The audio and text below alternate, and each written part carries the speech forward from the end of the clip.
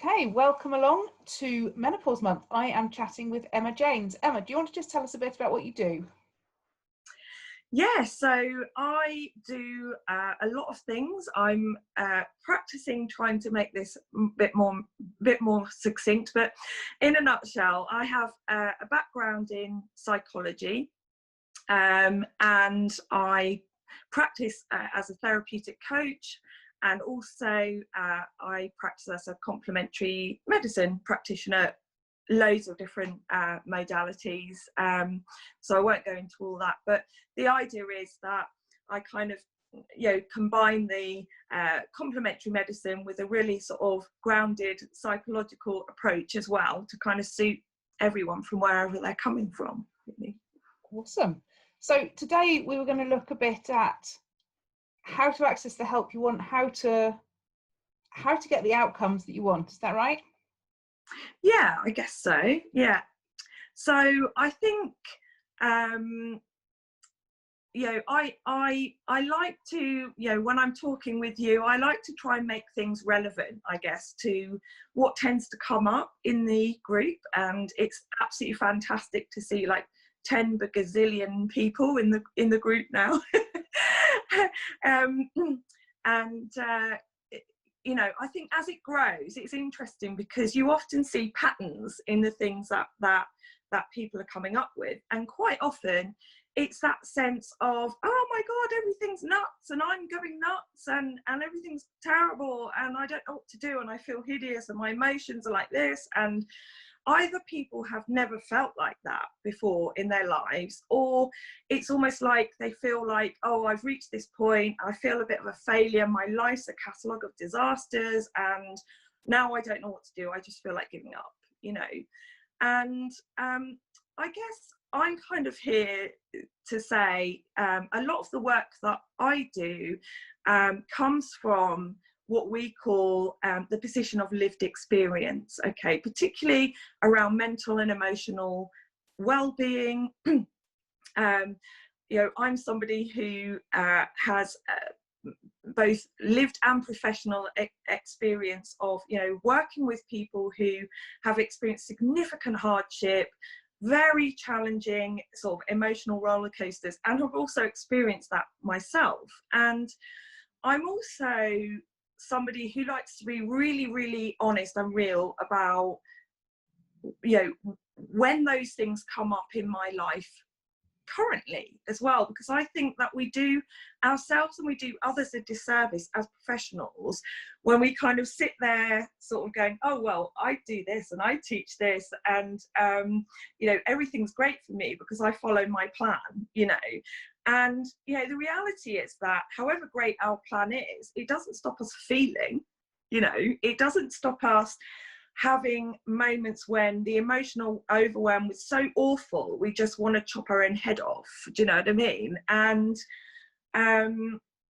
but my point is that there's an aspect of, we can learn how to put in place the things which we can pull out our toolkit, if you like. We can pull out our stuff that we know is going to help. And as I say, it's not going to stop us feeling things ever, and we will all need to learn a little bit how to tolerate some of those really difficult emotions. And sometimes I feel that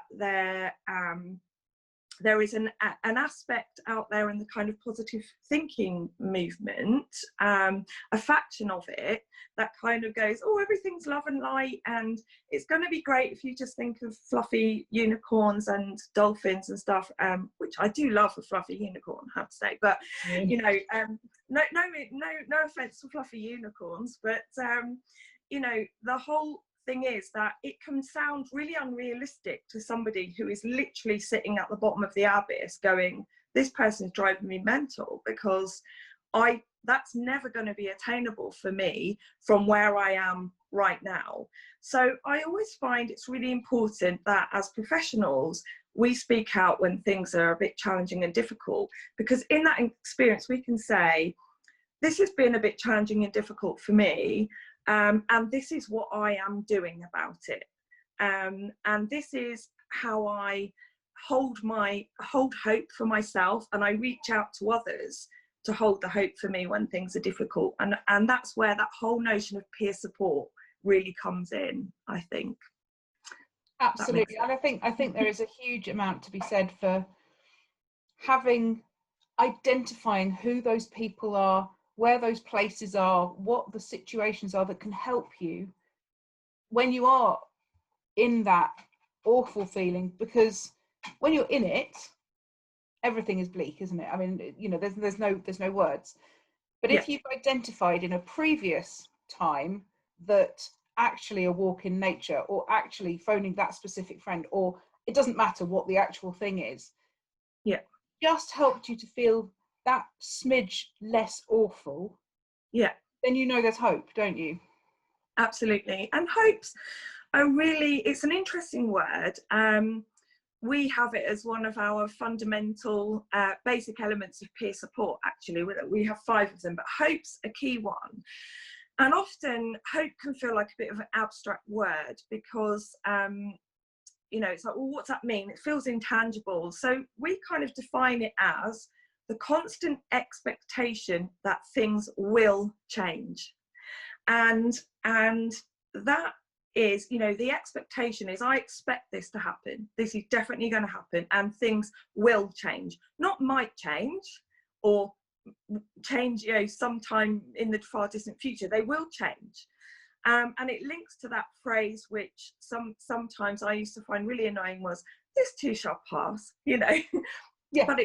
But this is a slightly more pragmatic, tangible way of looking at things. The constant expectation that things will change, and they do. And certainly with my own perimenopausal kind of, you know, fortnight of bleakness, you know, which is gradually, you know, I'm gradually starting to diminish. I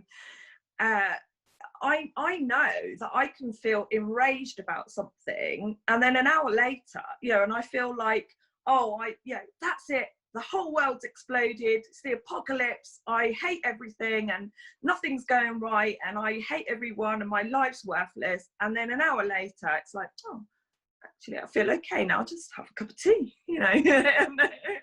and honestly, when you factor hormones into all of this, we are changing.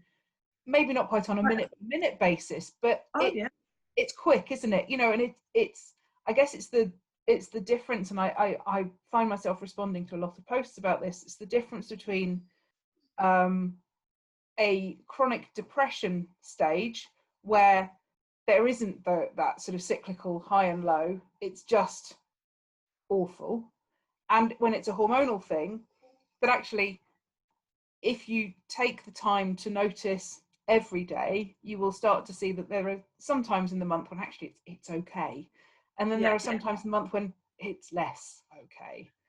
Absolutely. But I will add in there, even in, you know, because I've done a lot of work with people who have been very, very depressed, and the challenge that we have with that is that when we look at things as a blanket, it can seem like things have always been awful for this, you know, infinite period of time. But actually, when you sort of work with people on a week by week basis and ask them to actually bring forward moments of, okay, you know, I want you to think of one moment that was okay this week, you know.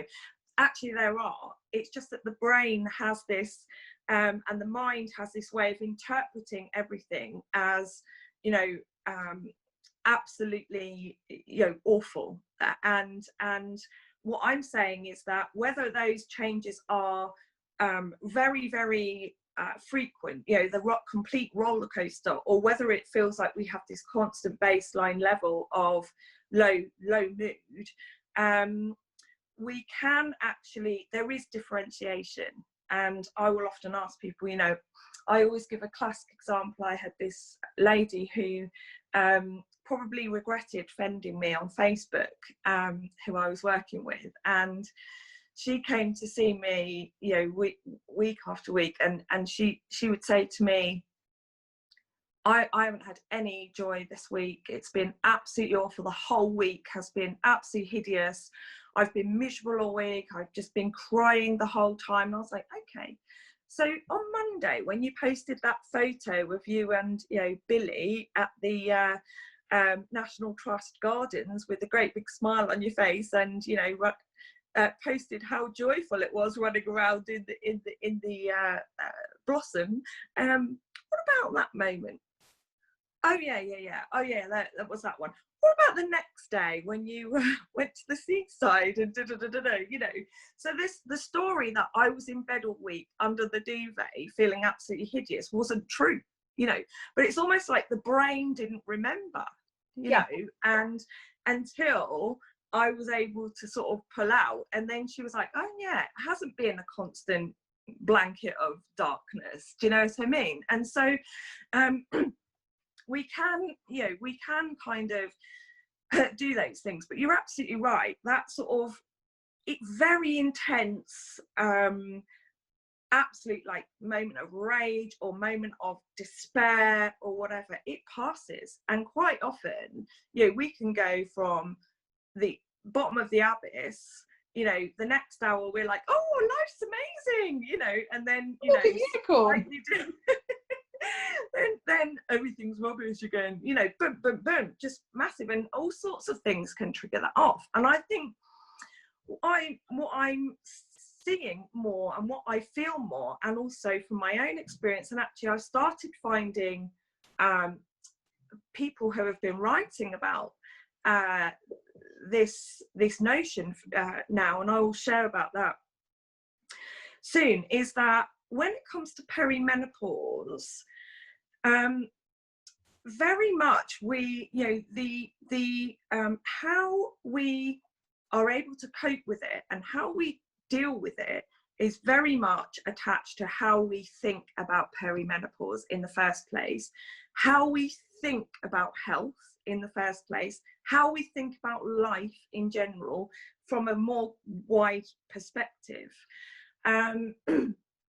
Because, you know, and I know we've talked about this before, if we think that perimenopause is a terrible sickness that we have to find some cure from, we're going to have a very different experience from somebody who feels that perimenopause is the start of some, you know, huge new massive adventure, right? However, you know, and some people might say, well, that's great because that's fine, but and you'll find that when people are feeling quite low, they'll find all sorts of reasons not to think positively about it, you know.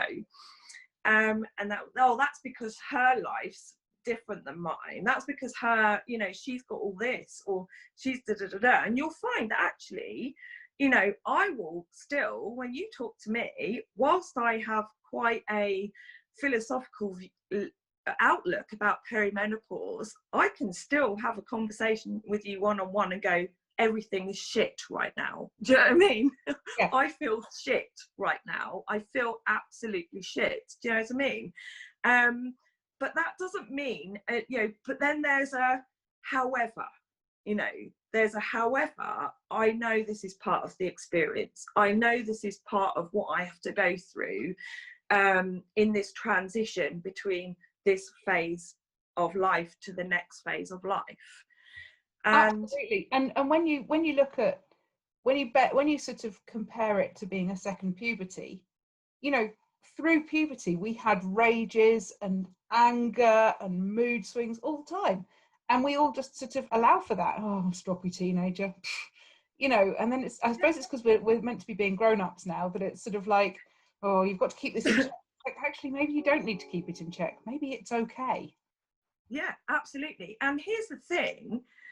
Now, at perimenopause phase, we have several decades of baggage behind us, okay? And that's really, really important, because I also feel that the more baggage that we need to clear, the more intense our experience of perimenopause.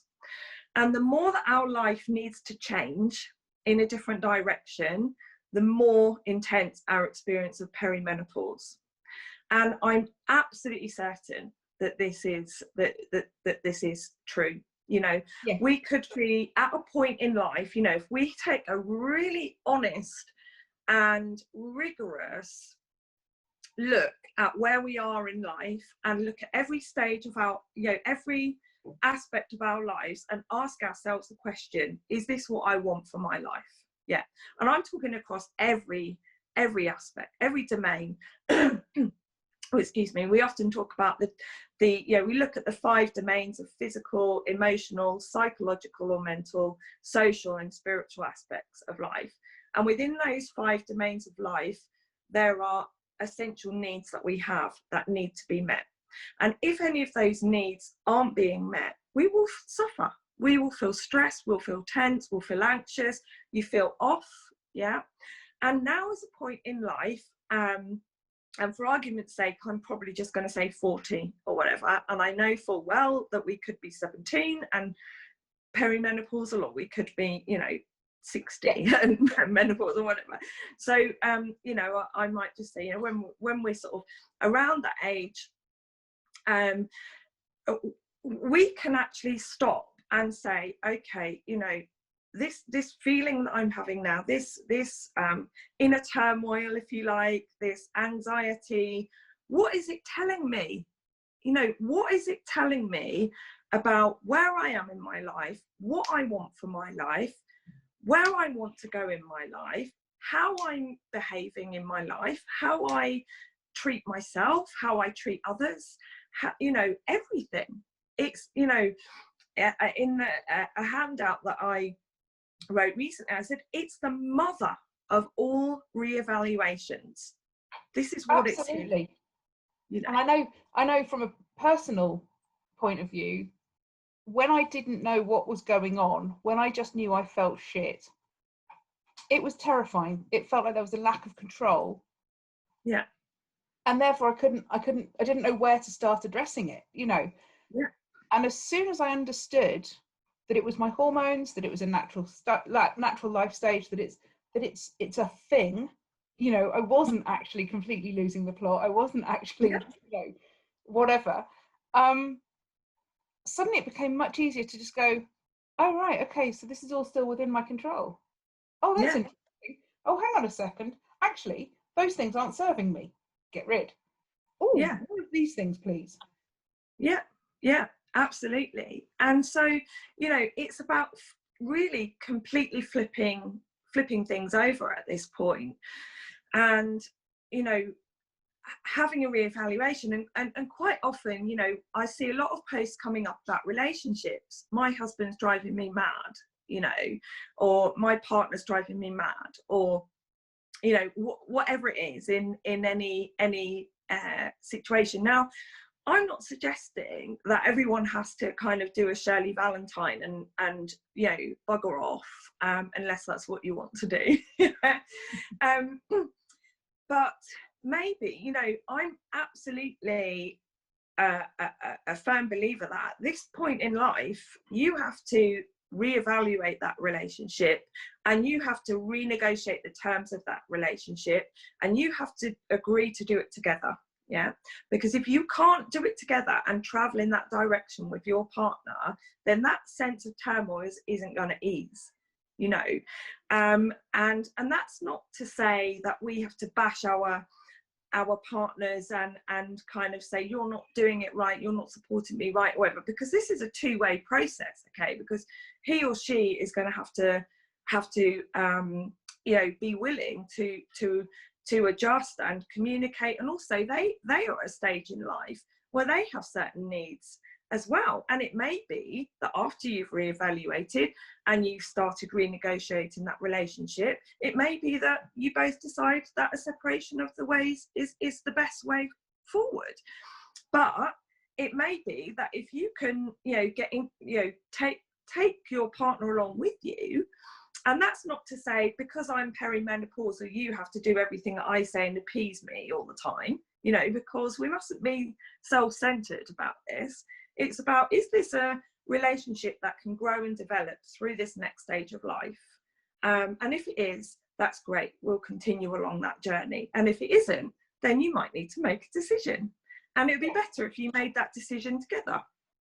And also that's kind on both of you, isn't it? Because, if one person in a relationship has become disenfranchised with the other, and you're not talking about it and you're not on the same page any longer, it's actually miserable for both people. And Yeah, that's not because either one of you is at fault. That's just because maybe your paths have changed, or maybe you just haven't realized that actually your paths are the same, but you've just got distracted along the way, or whatever. I mean, I think absolutely. certainly, you know, at this age, for a lot of people, the kids have grown up enough and aren't the primary focus any longer. And maybe the relationship's been going on for however many, you know, 15, 20, 25 years, whatever. Yeah, You know, unsurprisingly, that's going to need a bit of an MOT, isn't it? You know, it's going to need a review. of course. And it was, You wouldn't expect any other relationship, any other, whether a work relationship or anything else, to stay unchanged for 25 years. no, you wouldn't, absolutely. And, you know, it's interesting because I spoke to a friend the other night who said that, you know, her children are sort of coming up to a similar age as mine. I think her eldest is the same age as my youngest, which is 14. And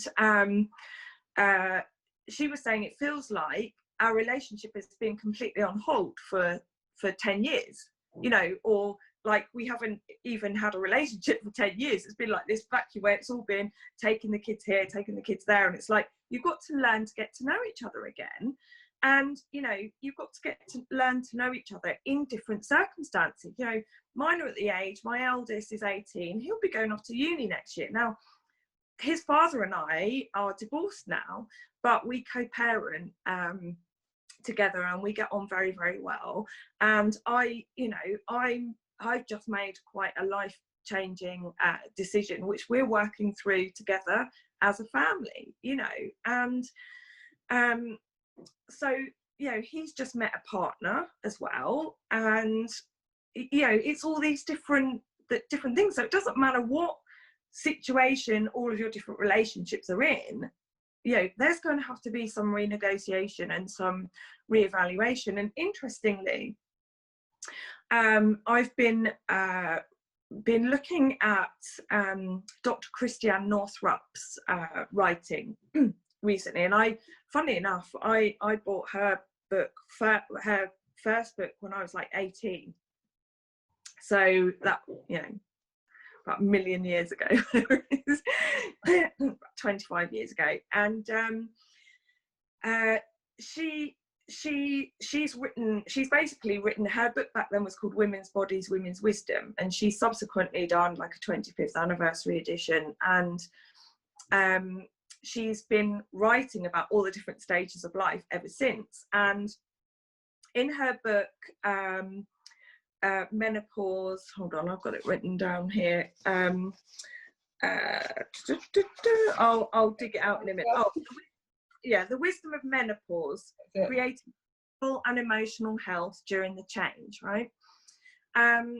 She writes about the fact that women's brains, whether or not you have had children, okay, your brains literally are going through and your hormones, you know, as we know, your brains are going through a massive change from the kind of type of brain that is wired up to care for people, okay, to the type of brain that now no longer needs to care for people and actually needs to care for yourself, yeah, and do things with your life, you know. And so it's literally, you know, your whole brain's changing. So when you're saying, you know, my kids just piss me off now, I don't want to look after them, do you know what I mean?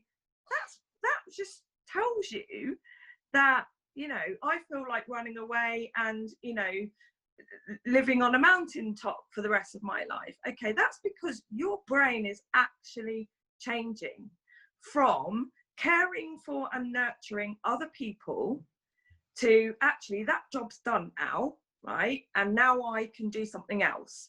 And actually, you know, you've got to remember, I mean, you know, depending on which age you are when you're going through perimenopause, you know, you're maybe not even halfway through your life. Yeah.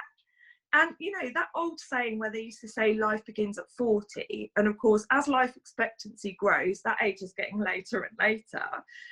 It's true for women. You know, it is actually true. We're starting a whole new life.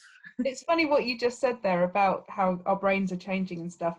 This is just a silly throwaway comment, but I had to add it. I did one of those silly Facebook things the other day where you put your first profile picture and your most recent one. And I saw somebody the next day and she said, do you know what? You're much more Emily-y nowadays. By that, she's like, in that first picture, you looked all sort of hunched and not really happy and not very Emily. And she said, now you walk with your shoulders back and you're very Emily. And absolutely true. You know, I've never wanted children. So through that entire time of being expected to have children, I suppose I couldn't be Emily because Yeah. that wasn't quite at the right stage. Whereas now I'm reaching a stage where it's Yeah, acceptable to be just me. absolutely, because you were beholden to society's values, not your own. And you know, that's where we often come up against all sorts of clashes, isn't it?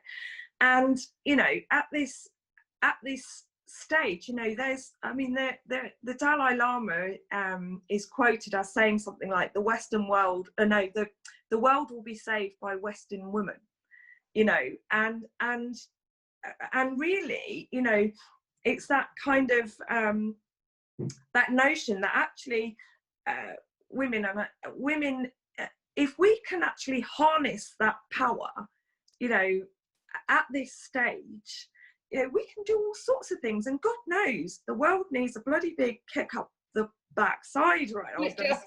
I was going to swear, and you know, I have a mouth like a sewer normally, so if anything pops out, please please do tell me off.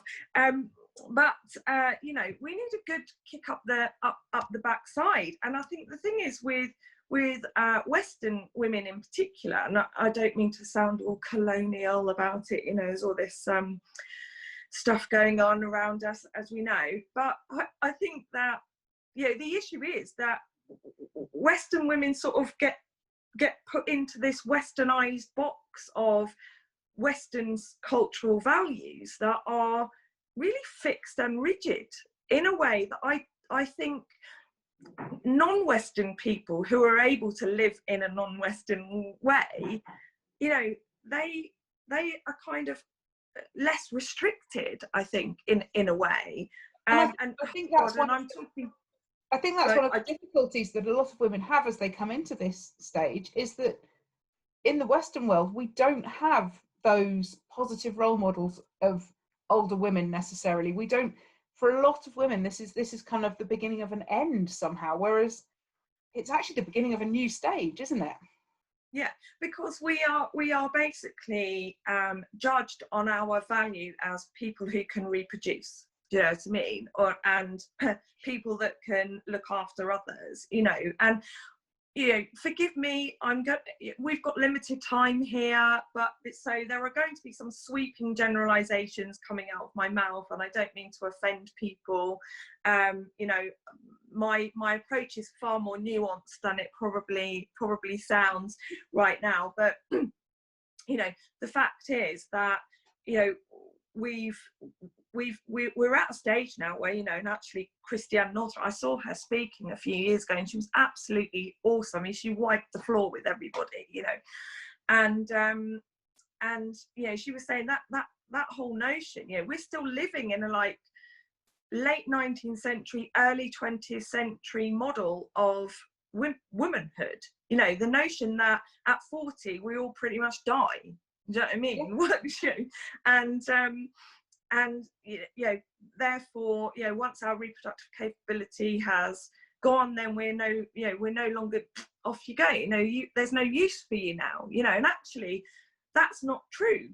The whole point was that actually in sort of pre-Western, you know, prehistorical societies, even the elders, the grandmothers, were there to look after the mothers and look after the grandchildren, and you know, keep everyone fed, and you know, and they had a massive role as wise women to show other people how to take care of themselves and their health, and you know, everything else until we get into witch burning territory, which I won't touch on right now.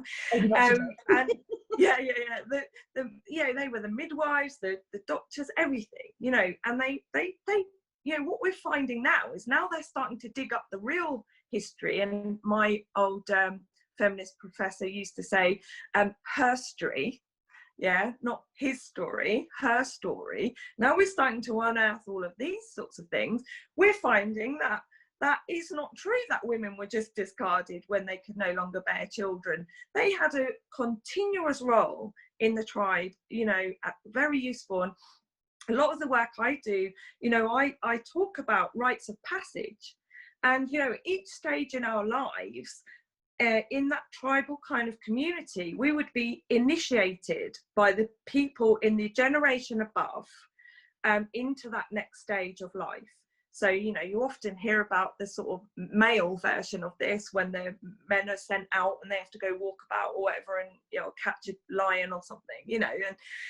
And but, you know, the whole point was that we lived in our little tribe, and the, you know, and I'm massive about this, the men brought the men, you know, brought the boys into manhood, and the women brought the women into womanhood.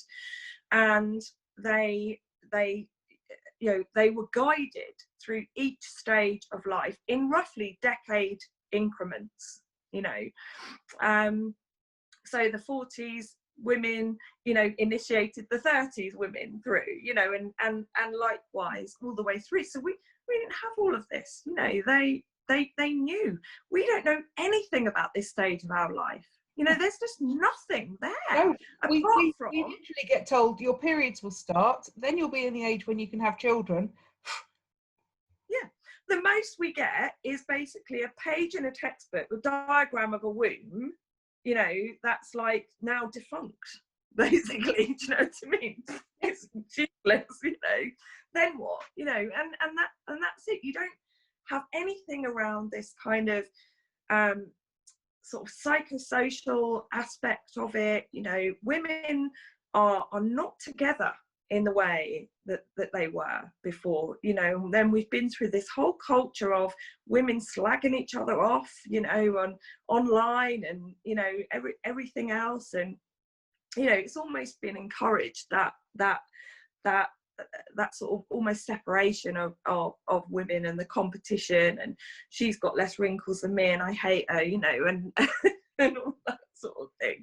But, you know, now's the time when we really need to come together and start helping each other through this process, and almost like re-experiencing it together as if it's like the first time, because people don't know. My mum never said anything to me about anything to do with femininity, about periods, about menopause, childbirth, nothing, not one thing, you know. And, you know, so there isn't that sort of same guidance. I mean, as I say, there may well be women out there who are watching this thinking, oh, well, my mums and my grandmother have been very helpful, and that's absolutely brilliant. You know, share that information with us. Share how that happened for you. Share how that worked and helped you. And that's what I love seeing in the Facebook group of the Hub, is when people support each other and share their experiences. And somebody asked the other day, she said that she was through menopause, and was that okay if she stayed in the group? And it's like, yes, we need people who are at the next stage to help those of us who aren't yet there. We need exactly what you've just described. And even if in a small capacity we can be doing that in the Hub, that we've got some kind of big sisters for the rest of us to sort of pull us through. I mean, absolutely, that's priceless.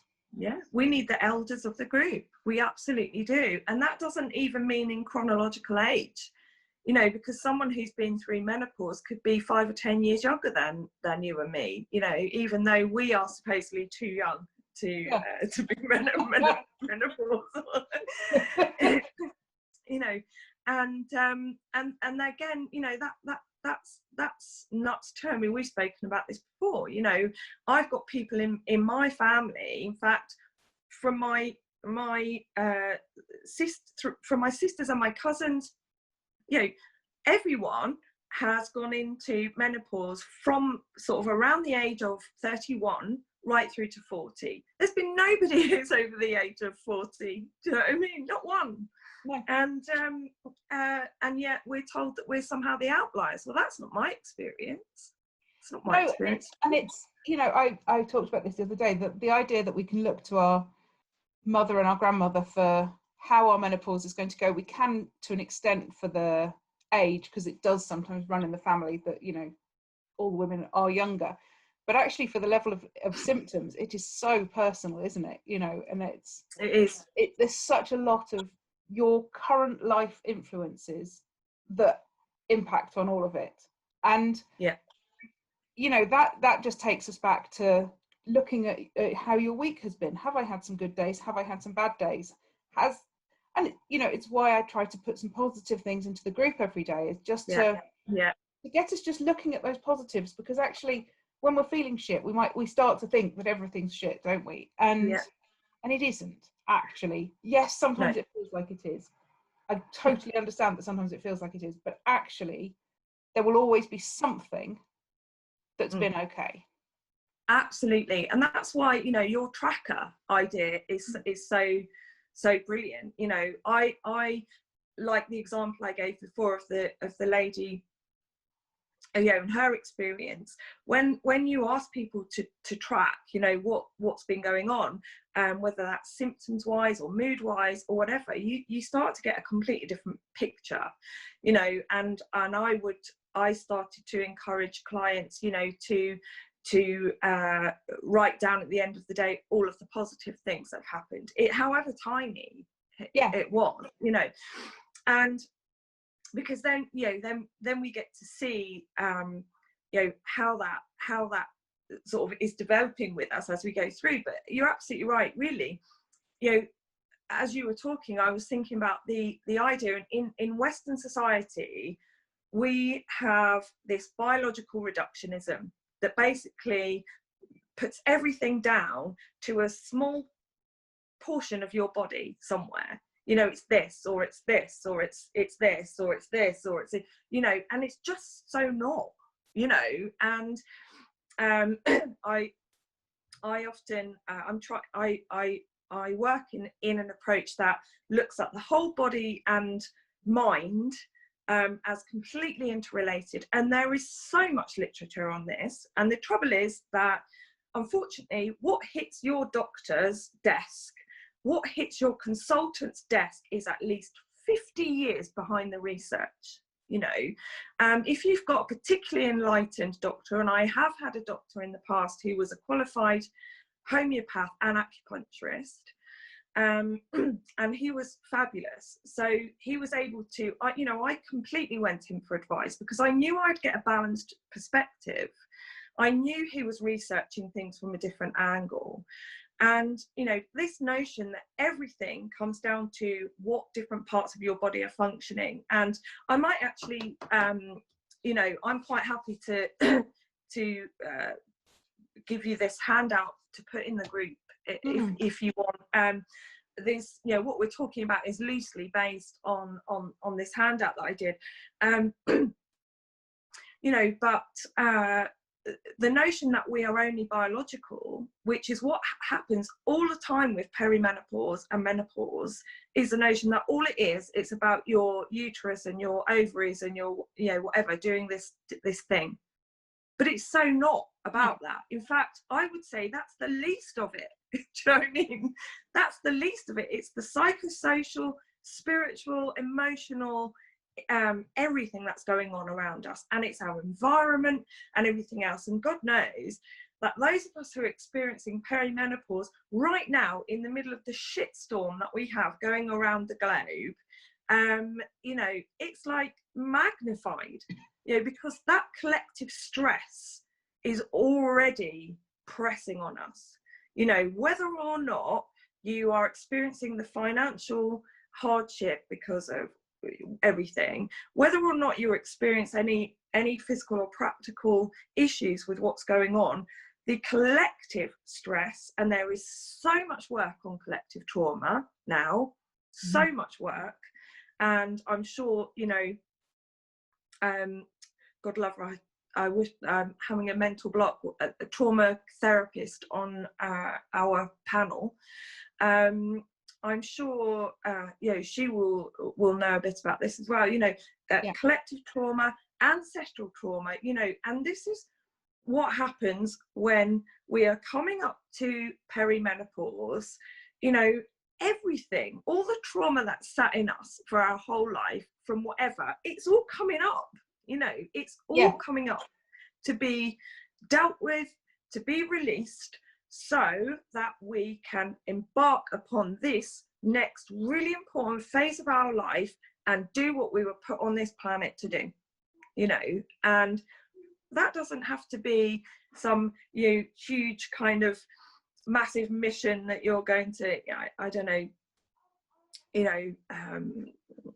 save the whole of the globe from whatever impending disaster. Maybe you are going to do that. It could be something really tiny. I mean, I've during lockdown, for my sins, and I set up by accident actually, I set up a community garden in my village, and I cannot get over the fact, I mean, I literally put a tiny post up on Facebook and said, I've had this idea and I wondered what anyone thought. And within 24 hours, we were given 2 plots of land and 150 people came forward. And I was like, oh shit, I'm going to have to do this now, And in a month, we completely transformed this absolute wasteland into a beautiful piece of land where we can plant stuff. And every single person in that group who has been involved has been like, I'm doing this because I need a sense of purpose. I'm doing it because my mental and emotional health has suffered. I'm doing it because I need social interaction because I've been so isolated during this phase. And so if you can do any, that might be what my whole purpose on this planet was for, was just to have that small group of people have a bit of joy for a few weeks. Do you know what I mean? That's this is the thing, but this is the thing, isn't it? Like, I think sometimes we get obsessed with things needing to be big. Like, going back to the finding things that have been positive in your day, it might simply be that the shower was the right temperature and it was lovely. It doesn't need to be that, your lottery numbers came up and therefore everything's rosy. It could just be somebody brought you a really nice cup of tea, or as long as it makes you feel better. And the same thing for what your purpose is. If your purpose is to be the glue that keeps your family together, then that's your purpose. But if your purpose on the same, flip side is that you need to go out and get a Nobel Prize, well, then that's your purpose. And there's neither of those is better. No. And I think that's the thing. And it's interesting you saying about, the degree of things. And equally, nobody's experience of perimenopause is worse or better either. Sometimes we can get into this comparisonitis about, well, that's not, she's not as experiencing as bad as me because of the X, Y, and Z or whatever. But if your subjective feeling about something, I'm very open about this. Most people know I've been sober in Alcoholics Anonymous for over 10.5 years now. And, we used to say, I don't care if you come into a meeting and some person's, partner has died and somebody else's washing machine broke, right? If that person's at risk of drinking because of either of those things, then it doesn't make either of those things any less important. Or if your subjective experience is absolute, devastation, it doesn't matter what caused the damn thing, even if your finger broke. Do you know what I mean? It doesn't matter. But if you're, 9 times out of 10, if we are that sort of, if we are that aroused by something that is pragmatically quite small, then there's usually, because there's something else going on, what we call in therapy is the presenting problem. Usually, you get someone that comes along and says, oh, I feel depressed because of this, and then 3 weeks later you realize there's a whole load of stuff that's the real issue, and that's but the point is, it's about our subjective experience. If I'm in pain, you know, my pain is no worse or better than somebody else's, just because the thing is different.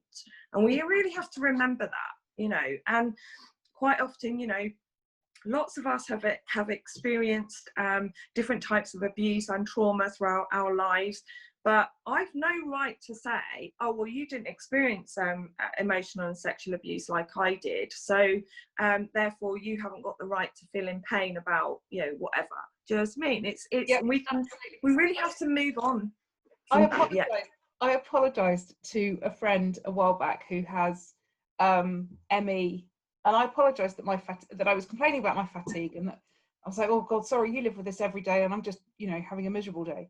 And she's like, would you apologize if you found a comedy more funny than I do? I was like, no. She's like, well then stop apologizing for finding fatigue different to me. And I'm like, Yeah. Okay. Yeah.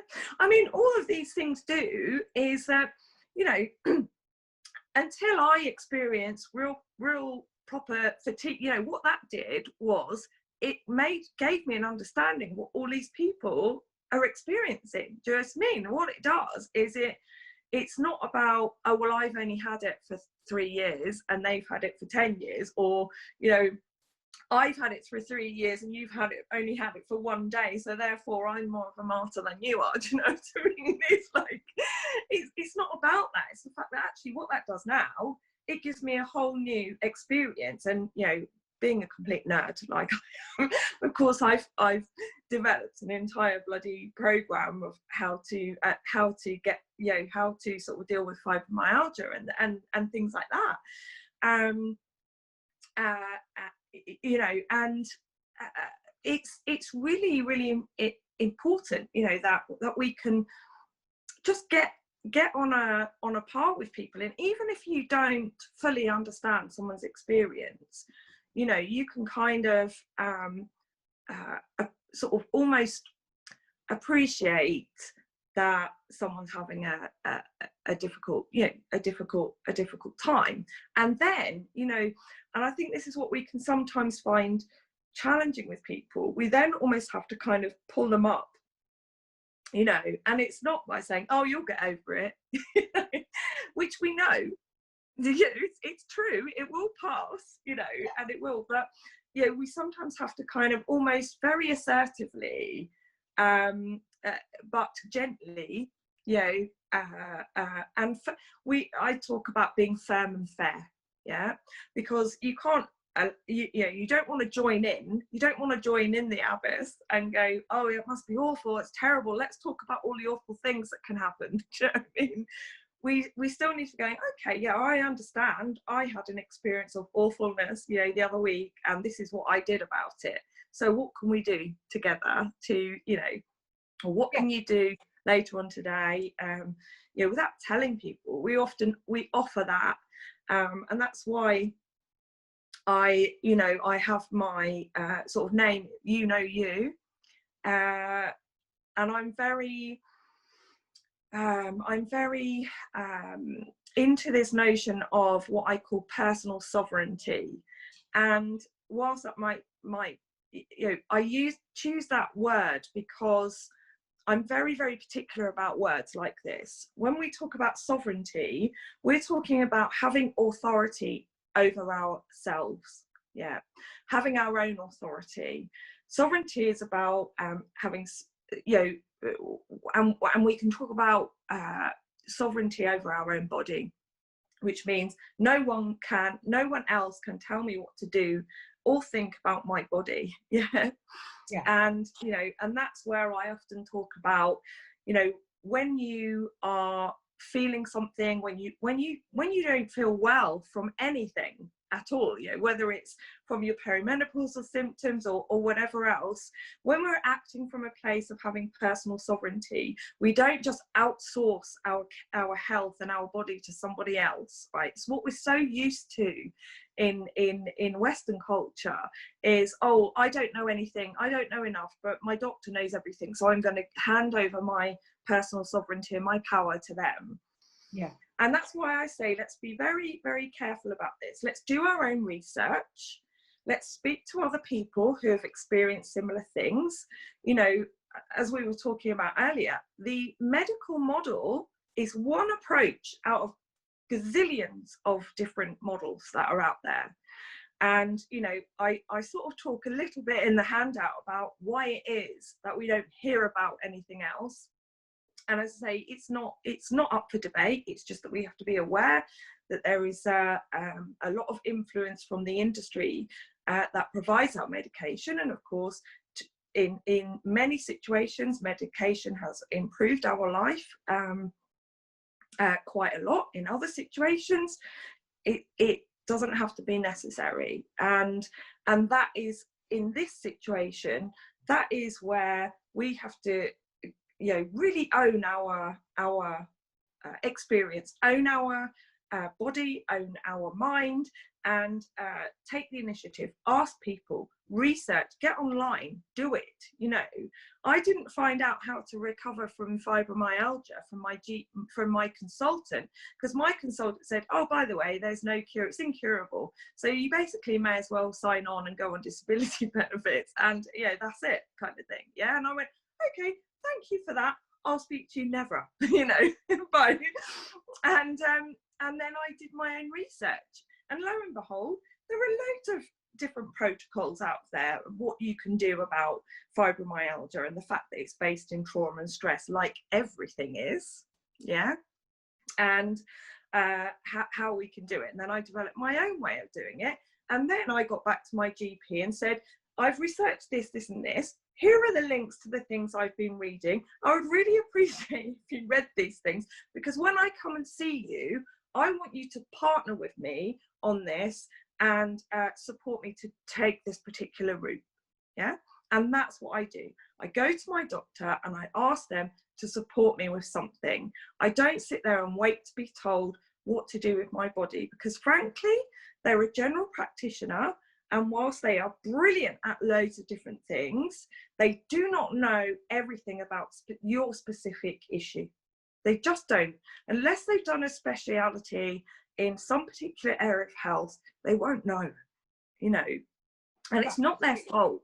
Absolutely. And this is why, you know, going back to what you said just now about my whole advocating tracking, it puts each of us back in the driving seat. It puts each of us back in control of what we're asking the doctor for, of being able to work as a team with our doctor, rather than somehow expecting them in the space of 10 minutes to understand everything that's going on in us, which they can't. You know, they aren't psychic, they aren't, you know, they are generalists, and they do an incredible job, but we have to help them. Yeah, absolutely, we do. And you know, and it's very, very tempting. I understand, you know, when you feel awful and they're kind of sitting in front of you and they go, well, you feel awful, take this pill, you know, that's kind of the tool that they use. But there is so much more that we can do. And I have literally no judgment about HRT. You know, I've considered it myself. You know, many years ago, I you know, before I sort of read up about it and you heard all the scare stories about it and everything, I know a little bit more about it now, and I am open to HRT for sure. I'm certainly not against it. What I'm talking about, maybe in other areas, I've heard of people being offered antidepressants for perimenopausal symptoms. And whilst, you know, by all means, if that's the route that you want to go, that's great. But I'm a massive advocate of informed choice, and I'm saying to you, before you embark upon a protocol such as that, you need to really understand the consequences of that decision. Yeah. And, you know, whilst you might feel that it's a quick fix and it might be a quick solution, which is also untrue, you know, for a start, you know, we know that those types of medicines don't cure anything.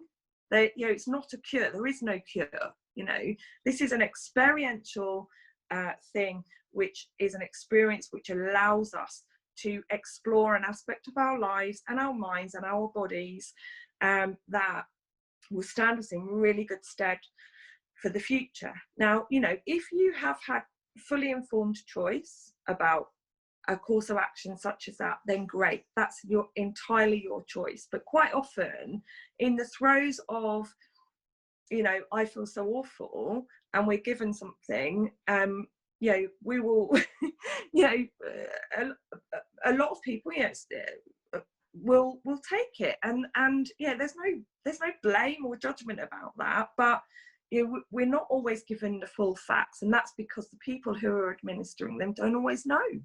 Yeah, they don't know. Absolutely. On that note, I'm running out of time, I'm afraid, Emma. So sorry. That's all right. Thank you so much. No, that's all right. I just want to, you know, make sure that everybody just, you know, has a willingness to explore a bit more, and, you know, look towards enjoying the transition rather than fearing it. You know, the resistance makes it worse. Yeah. All right.